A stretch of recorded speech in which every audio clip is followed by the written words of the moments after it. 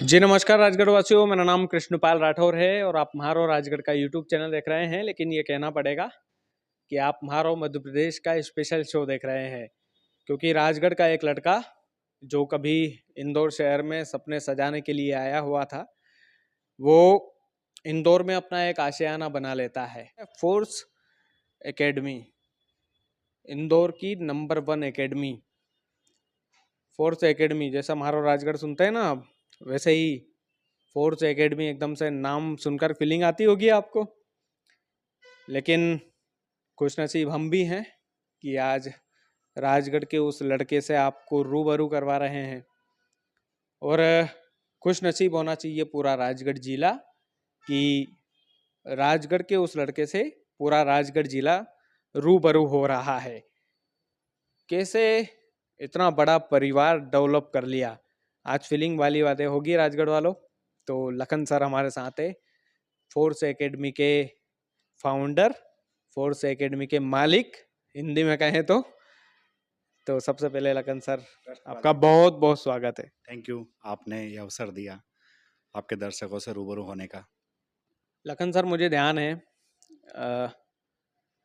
हम नए नए लड़के थे और फोर्स एकेडमी का आपने अच्छा खासा परिवार बना लिया था और हमें आप कविताओं के लिए मंच दिया करते थे वहीं से बस बोलने की कला सीखी।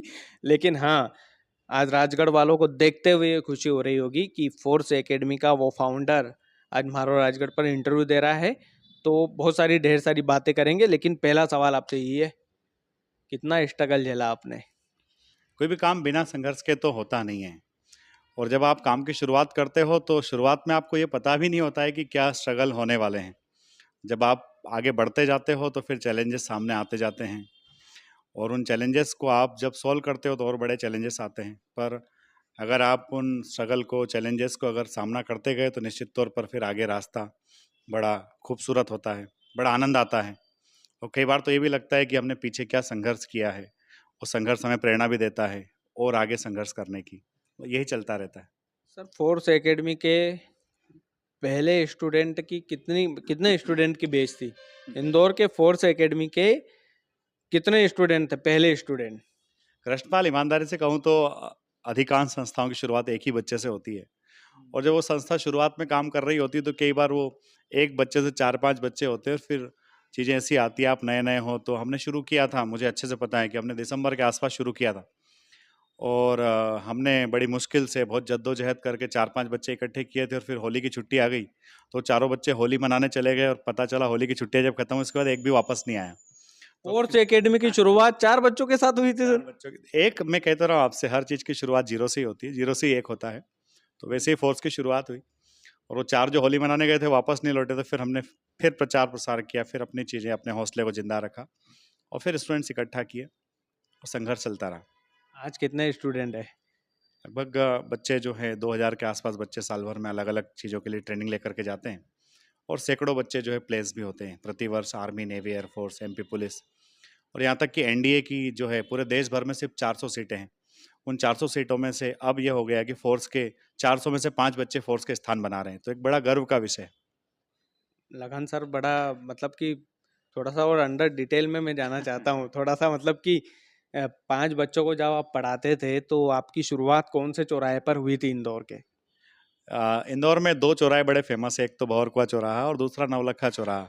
और नवलखा चौराहे के पास में चितावत करके जगह है, गांव है पुराना, काफ़ी फेमस है। चितावत चौराहे से हमने शुरुआत की थी, और हम लोग अभी भी चितावत के बिल्कुल पास में ही है, नवलखा पर ही है, और यही पहचान है फोर्स डिफेंस एकेडमी की। फोर्स डिफेंस एकेडमी कहाँ है, बोले चितावत में है। नहीं सर, थोड़ा सा इंटरेस्टिंग किस्सा तो रहा होगा ना, कैसे घर से निकाले विकाले गए थे क्या, या किसी एग्जाम में फेल हो गए थे? ये भी बता दीजिए बच्चों को। ऐसा माना जाता है कि कोचिंग जो चला रहे होते हैं, कोचिंग जो संचालक होते हैं, तो वो कई बार घर से, जो भी अलग अलग व्यक्ति का अलग अलग किस्सा रहता है। इस मामले में खुश नसीब हूँ कि मेरे साथ ऐसा नहीं था। मैं पढ़ने में शुरुआत से काफ़ी ठीक ठाक रहा था। तो मैं जो है होलकर कॉलेज से मेरा पोस्ट ग्रेजुएशन हुआ था, और वहीं मैं पढ़ाता भी था। होलकर साइंस कॉलेज में मैं गेस्ट फैकल्टी था। होलकर कॉलेज में पढ़ाने के दौरान ही हमने फोर्स डिफेंस एकेडमी की शुरुआत कर दी थी। तो ऐसा नहीं था कि ऐसा युवा जिसके पास अवसर नहीं है इसलिए उसने कोचिंग खोल ली, ऐसा नहीं था। मैं जीवन में कुछ करना चाहता था, अपना खुद का कुछ करना चाहता था, एंटरप्रेन्योर बनना चाहता था। तो वो वो रास्ता हमने चुना अपने भाइयों के साथ मिल करके, और उस रास्ते पर आगे बढ़े। तकलीफें आई, पर हाँ, मज़ा भी आया फिर तकलीफ़ों के बाद। राजगढ़ जिले के जो आपके परिवारजन हैं कितना खुश है? परिवार को हमेशा खुशी होती है, परिवार के साथ-साथ गाँव, और गाँव के साथ-साथ रिश्तेदार, नातेदार, साथ में वो लोग जो स्कूल में पढ़े हैं, साथ में वो लोग जिनको मैं शायद डायरेक्टली नहीं मिल पाता हूँ, नहीं जान पाता हूँ, पर जब उनको समझ में आता है, पता चलता है कि ये राजगढ़ जिले का ही कोई नौजवान है जो चला रहा है, तो काफ़ी अच्छा सुनने को मिलता है। और वही प्रेरणा भी देता है कि हम अपनी गुडविल में सारी चीज़ें हमेशा मेंटेन करके रखें, कि जो बच्चे आ रहे हैं, उनको हम वो सारी चीज़ें दें जिसके लिए बच्चा हमारे पास में आता है। फोर्स एकेडमी नाम कैसे सूझा? डिफेंस सर्विसेज के लिए हमको संस्थान की शुरुआत करना थी। उस समय जब हमने शुरुआत किया था, तो इंदौर में हर सब्जेक्ट के लिए, हर चीज़ों के लिए अलग-अलग क्लासेस हुआ करती थी। डिफेंस के लिए भी कुछ एकेडमीज़ थी, पर हम चाहते थे कुछ बड़े लेवल पर किया जाए। और चूँकि डिफेंस और फोर्स ये सब एक जैसे ही वर्ड्स थे कॉमन, तो हम सोच रहे थे पहले विजय नाम रख दें, कारगिल नाम रख दें, अलग-अलग नाम दिमाग में आ रहे थे। फिर छोटे भाई ने सजेस्ट किया, कपिल ने, कि नहीं सर, फोर्स नाम अच्छा रहेगा, और हमने फिर फोर्स के साथ में डिफेंस एकेडमी नाम रख दिया। आप मतलब तीनों भाई मिलकर के 4 गदर भाई, मचा रहे हैं। 4 भाई, माफ़ी माफ़ी चाहता हूँ। और साथ में 3 भाई और हैं, टोटल हुँ, 7 भाई हैं हम लोग। हुँ। और ये परिवार ही है जो चीज़ों को सँभाल के रखा हुआ है। अलग-अलग सब्जेक्ट के एक्सपर्ट्स हैं। एक ब्रदर जो है एमएससी मैथमेटिक्स है, दूसरा फिजिक्स के एक्सपर्ट है, तीसरा ज्योग्राफी के एक्सपर्ट है, चौथे एमएससी केमिस्ट्री है, मैं खुद एमएससी बायोलॉजी हूँ, माइक्रोबायोलॉजी में, और फिर मैंने एमए इंग्लिश लिटरेचर किया है। अधिकांश जो है या तो डीएवी से पढ़े हैं, फिर होलकर कॉलेज से पढ़े हैं, जो अपने आप में एक रिनाउंड कॉलेज है इंदौर का। तो एक अनुभव जो है वो हमेशा काम आता है, बच्चों के लिए प्रेरणा का सबब बनता है। आने वाले 20 सालों में फोर्स एकेडमी को कहाँ तक देखते हैं आप?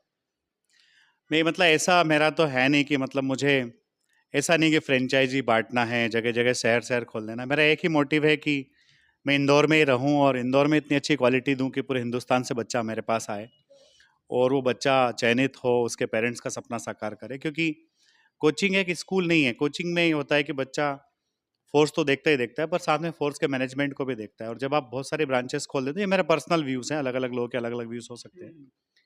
तो कोचिंग का मतलब ही होता है कि आप पर्सनल बच्चों को गाइडेंस दे रहे हो। तो अगर बच्चा हमारे नाम पर आ रहा है, तो फिर वो कहीं और जाकर के ठगा ना जाए। तो इसलिए हमारा कोई इरादा नहीं है हिंदुस्तान में कहीं और अलग-अलग ब्रांचेस डालने का। हम दु यहीं रहेंगे। दुकानें दुकानें खुल जाती है सर, मैं एजुकेशन के नाम पर। मैं उसको दुकान भी नाम नहीं दूँगा, सब कर रहे हैं, हुँ, अच्छा ही कर रहे होंगे, कहीं न कहीं सब लोगों को अच्छा ही लगता होगा, तो अच्छा ही करते होंगे। हुँ। बट हमारा अभी फ़िलहाल कोई ऐसा उद्देश्य नहीं है, और शायद भविष्य में भी ना रहे। दुकान नहीं खोलेंगे। मैं इसको दुकान नहीं कहता हूँ, ज़रूरत है आज की तारीख में। कहीं न कहीं बच्चों को अगर गवर्नमेंट जॉब की तरफ जाना है, तो सिलेबस स्कूल से इतना डिफरेंट है कि उसको करना ही पड़ता है। हुँ। दूसरी एक और बात है कि अगर कोई कोचिंग ना जाए, तो फिर सभी का हो जाए। बट ये है कि अगर कोई ना कोई व्यक्ति कहीं न कहीं से गाइडेंस लेकर के अगर जा रहा है, तो फिर वो दूसरे के लिए भी ज़रूरी हो जाता है, क्योंकि जो गाइडेंस लेके जा रहा है, डेफ़िनिटली वो थोड़ा आगे ही रहेगा कहीं न कहीं। हुँ। और जो गाइडेंस लेकर के नहीं जाएगा, कहीं न कहीं पीछे छूट जाएगा। तो इसलिए आज के कॉम्पिटिटिव माहौल में थोड़ा-सा ज़रूरी हो गया है कि बच्चा कहीं न कहीं किसी न किसी से कुछ सीख कर के जाए। और अगर सीख कर जाने से आपका पहले प्रयास में या कम टाइम के प्रयास में सिलेक्शन होता है, तो इसमें बुराई भी क्या है? सर एजुकेशन सेक्टर में इंदौर बहुत आगे है और शिक्षा की मंडी भी कहा जाता है इसको। आप कहाँ तक समझते हैं क्योंकि आप तो इतने लंबे समय से यहाँ पर हैं, कहाँ तक समझते हैं कि वाक़ई में शिक्षा की मंडी हो चुका है इंदौर? मैं फ़ोर्स एकेडमी के मालिक से ये जानना चाहता हूँ। नहीं, ऐसा तो नहीं है, मतलब सब लोग जो है, देखिए आज की तारीख में बच्चा भी बहुत हुनरमंद है, तमाम चीज़ें यूट्यूब पर अवेलेबल है, बहुत सारी चीज़ें फ्री ऑफ कॉस्ट भी अवेलेबल है। उसके बावजूद भी अगर बच्चा कहीं जा रहा है, किसी संस्थान को जॉइन कर रहा है, तो बच्चा वहाँ जा ही इसलिए रहा है कि उसको कुछ ना कुछ मिल रहा होगा। तो मेरे ख़्याल से ये सब तो ज़्यादा उचित नहीं होगा। हुँ। अ, पर ये है कि अलग-अलग जगह अलग-अलग लेवल की पढ़ाई होती है, बच्चा जहाँ संतुष्ट होता है वहाँ जाता है। और देख रहे हैं कि इंदौर के संस्थान जो है, एमपी में अगर एजुकेशन के या कोचिंग्स के मामले में देखा जाए, तो इंदौर काफ़ी हद तक जो है बहुत अच्छे परिणाम दे रहा है।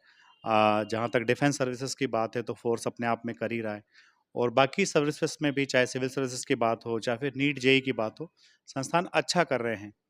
कहीं न कहीं स्टूडेंट्स का भला ही हो रहा है। लखन सर एक दिल का सवाल है, 2-4 सवाल और करूँगा। आराम से है ना? पूछिए। मतलब मेरा एक दिल का ये सवाल था कि फ़ोर्स एकेडमी मुझे ध्यान है सर। अ, यहाँ पर डॉक्टर्स की पढ़ाई होती थी, यहाँ पर यूपीएससी, यहाँ पर एमपीपीएससी, यहाँ पर सब कुछ। फोर्स एकेडमी मुझे पहली ऐसी कोचिंग लगी थी जहाँ पर जवानों को दौड़ाया जाता था सुबह सुबह। तो ये आइडिया तो अपने आप में यूनिक है सर, पहला आइडिया था ये इंदौर का, और इस आइडिया को कोई चुरा नहीं सकता। ये इस बात का गवाह मैं हूँ।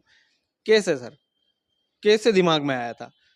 नहीं, मैं 2006 में स्वयं भी एयरफोर्स में चयनित हुआ था और कुछ वजह से, मेडिकल कारणों की वजह से मैं ज्वाइन नहीं कर पाया था। तो एक दिमाग में फौज से एक मेरा करीबीपन तो था ही। साथ में मैं ऐसे स्कूल में पढ़ा था जहाँ राष्ट्रभक्ति और देश प्रेम, ये सारी चीज़ें हमारे रग रग में भरी जाती थी। तो कहीं ना कहीं ये तो था कि देश सेवा के लिए या फिर इस तरह का कोई काम किया जाए जिससे आपका जीवन तो चले ही चले, क्योंकि पेट पूजा भी एक बड़ा विषय रहता ही है। कहीं ना कहीं से आपको उतना तो कमाना ही पड़ेगा जिससे आपका घर चल सके। पर साथ में ये भी कि क्या ऐसा डायरेक्ट काम हो सकता है। हालांकि हर व्यक्ति देश सेवा कहीं ना कहीं किसी न किसी रूप में कर ही रहा है। तो हमको लगा ऐसा कि नहीं, करना चाहिए। फौज में जाने के लिए युवा मेहनत करते हैं।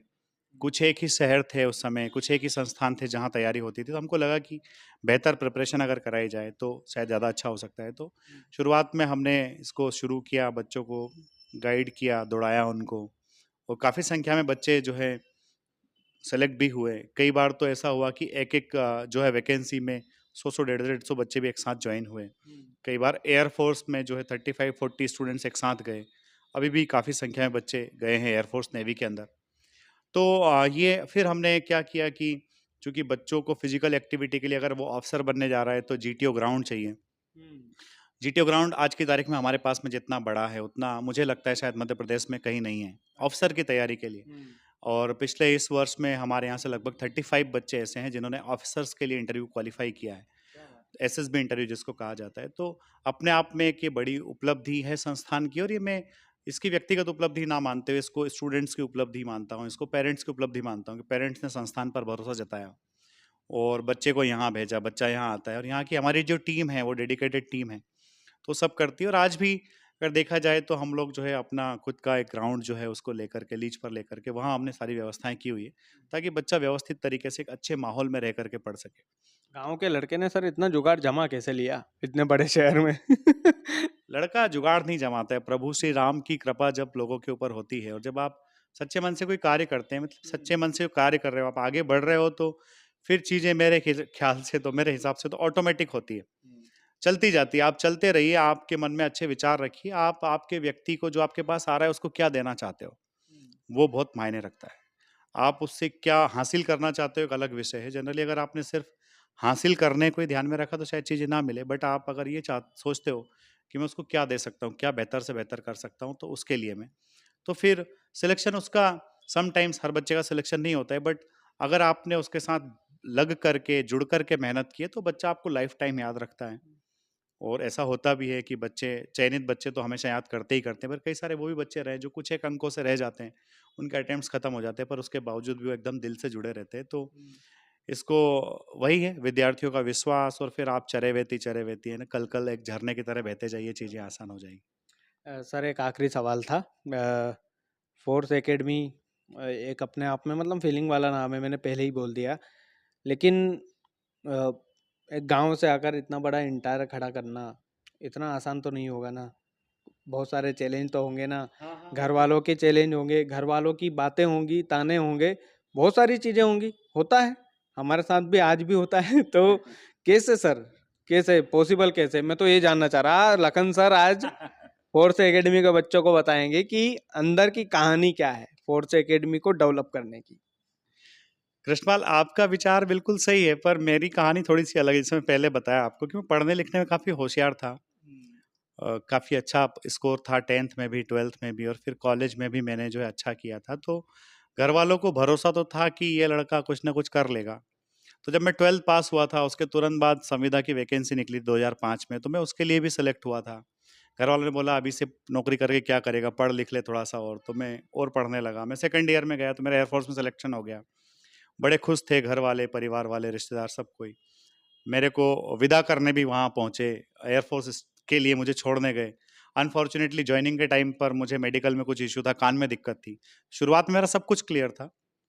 जब मेरी ज्वाइनिंग आई, मैं ज्वाइनिंग पर गया, मैं सिलेक्शन सेंटर पहुंच गया, वहां पर मेरा रीमेडिकल हुआ और मेरे कान में कुछ दिक्कत थी, तो उस वजह से मुझे लौट कर आना पड़ा। तो फिर भी घर वालों ने हिम्मत दिलाई, चाचा थे तो उन्होंने कहा कि नहीं, तू लड़के होशियार है, समझदार, तू कर लेगा।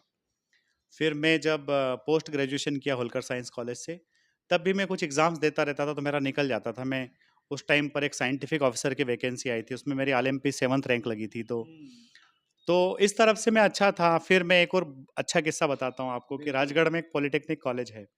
तो राजगढ़ पॉलिटेक्निक कॉलेज में मेरा फिर से गवर्नमेंट जॉब में सिलेक्शन हो गया था। मतलब प्रॉपर राजगढ़ या फिर प्रॉपर पचौर राजगढ़, वाला सर वो? प्रॉपर राजगढ़ जो बाद में खुला था। हुँ, हुँ। तो मैंने घर वालों से पूछा कि क्या मैं जॉइन कर लूँ, चला जाऊँ? तो घर वालों ने कहा कि इंदौर में जब रह रहे हो, वहाँ पढ़ रहे हो, वहाँ तुमको कुछ अच्छे अवसर मिल सकते हैं, तो फिर राजगढ़ में जो है क्यों आ रहे हो? मतलब ऐसा नहीं कि राजगढ़ अच्छी जगह नहीं है, बट हुँ, अब ऑब्वियस सी देखा जाए हुँ, तो हुँ। इंदौर में अवसर ज़्यादा है। तो जो है घर वालों ने कभी ताने नहीं मारे, घर वालों ने कभी रोका नहीं। घर वालों ने तो जब भी हमने किसी ऐसे सॉफ्ट ऑप्शन की तरफ जाना चाहा कि सरकारी नौकरी मिल रही कर लूँ, हुँ, लोग कह रहे हैं कि लो मिलती नहीं है और तुम छोड़ रहे हो, तो उन्होंने कहा कि देखो अपने विवेक से काम लो, पर हमें लगता है कि घर से इंदौर जाके वापस घर आना शायद समझदारी नहीं होगी। इंदौर में जो अच्छा लगता है करो। तो एक घर वालों का पॉजिटिव सपोर्ट था और दादाजी से बड़ी अच्छी मेरी बॉन्डिंग थी शुरुआत से ही। तो मैं जब छोटा बच्चा था, टीवी देखता था दादाजी के साथ में, तो दादाजी को 2 चीज़ों का बड़ा शौक था। एक तो धार्मिक जो सीरियल्स आते थे, जो रामायण और महाभारत। रामायण, हुँ, कृष्ण लीला हुँ। और जो है ओम नमः शिवाय, जय बजरंगबली, ये सब आती थी, तो वो भी देखते थे, मैं भी देखता था। उनके साथ-साथ उनको शौक था समाचार सुनने का। तो बचपन में मेरे को भी ऐसा लगता था कि एक दिन मेरे को भी इस तरह समाचार सुनाना है, तो वो भी मेरी रुचि का था, पता नहीं सब फिर वो मैं जो एयर फोर्स के लिए सिलेक्ट हुआ, तो शायद वो कहीं चला गया, उतनी अवेयरनेस नहीं रही होगी। हुँ। तो दादाजी का भी बड़ा सपोर्ट था। दादाजी हमेशा कहते, "नहीं बेटा अच्छा है करो, नहीं बेटा अच्छा है करो।" और जब घर वाले आपका साथ देते हैं, "नहीं बेटा अच्छा है करो", तो शुरुआती चैलेंजेस कुछ आते हैं। बट चूँकि यही था कि मैं होलकर कॉलेज से मेरा एमएससी हुआ था, उसके तुरंत बाद मैं देवास कॉलेज में पढ़ाना शुरू कर दिया था, मैं गेस्ट फैकल्टी में वहाँ था।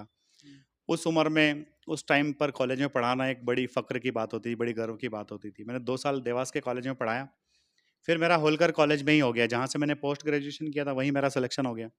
वहीं मैं 4 साल तक पढ़ाता रहा और वहाँ पढ़ाने के साथ-साथ हमने एकेडमी शुरू की। फिर एकेडमी पर बहुत सारे पेरेंट्स आते थे मिलने के लिए, अपने बच्चों का एडमिशन कराने के लिए, तो शायद उनमें से कुछ पेरेंट्स पूछते थे कि सर कहाँ हैं? उनसे मुलाकात हो जाएगी क्या? उनसे बातचीत हो जाएगी क्या? तो ब्रदर्स जो एकेडमी पे रहते थे, वो कहते थे, "भैया लोग आते हैं, आपका पूछते हैं, तो देखो क्या होगा, कैसे नहीं होगा।" तो होलकर कॉलेज मेरे दिल के बहुत करीब हमेशा से रहा है, आज भी है।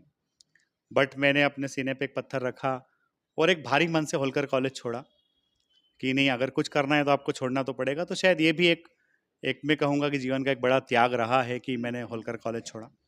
क्योंकि उस टाइम के हमारे जितने भी साथी थे, फिर वो आगे चल कर के जो है परमानेंट प्रोफ़ेसर बन गए। उस बात का मुझे कोई मलाल नहीं है, बट हाँ, कि मुझे लगाव था पढ़ाने से, होलकर कॉलेज छोड़ा। पर वो जो छोड़ा तो ईश्वर ने उसके बाद में जो दिया उसकी मैं कल्पना, ये जीवन में कभी कल्पना ही नहीं थी कि इतना सब सच कुछ में होगा। सर, लखन सर, बिल्कुल नहीं। बिल्कुल नहीं। इतना बड़ा आज एंटायर खड़ा करना राजगढ़ जिले के लड़के के लिए यहाँ पर, इंदौर में, सच में कल्पना नहीं की थी। आज से 2 साल बाद कृष्णपाल क्या होंगे उसकी कल्पना कृष्णपाल को भी नहीं है। क्योंकि जब आप सच्चे मन से करते हो तो चीज़ें कहाँ से कहाँ तक पहुँच जाती हैं, आप भरोसा कर ही नहीं सकते। क्योंकि आपने जो देखा नहीं उसका आप इमेजिनेशन कैसे कर सकते हो? ये तो सब देने वाला ऊपर वाला है। प्रभु श्री राम सबको देते हैं और वो मिलता है। आप ईमानदारी से काम करते जाइए बस। लखन सर, एक आखिरी सवाल है। लखन सर इस मुकाम पे पहुँचकर संतुष्ट है एकदम? संतुष्ट इन द सेंस कि हाँ, जो कर रहे हैं वो सही कर रहे हैं और इसमें ही हमेशा आगे अच्छा करते रहें। बच्चे ऑफिसर्स में सेलेक्ट हो रहे हैं। अभी इस ईयर में हमारे 35 बच्चे के आसपास जो एसएसबी इंटरव्यू क्वालीफाई हुए हैं, तो हम चाह रहे हैं कि ये फिगर जो है इसको हम ट्रिपल डिजिट में ले जाएँ, 100 के ऊपर ले जाएँ। तो व्यक्ति को हमेशा संतुष्ट तो होना ही नहीं चाहिए, क्योंकि आप संतुष्ट तो सिर्फ़ तब हो सकते हैं जब आपका 100% बच्चा सेलेक्ट हो जाए। अदरवाइज़ आपको हमेशा बच्चों के साथ तो लगे ही रहना है, बच्चों के लिए तो काम करना ही करना है।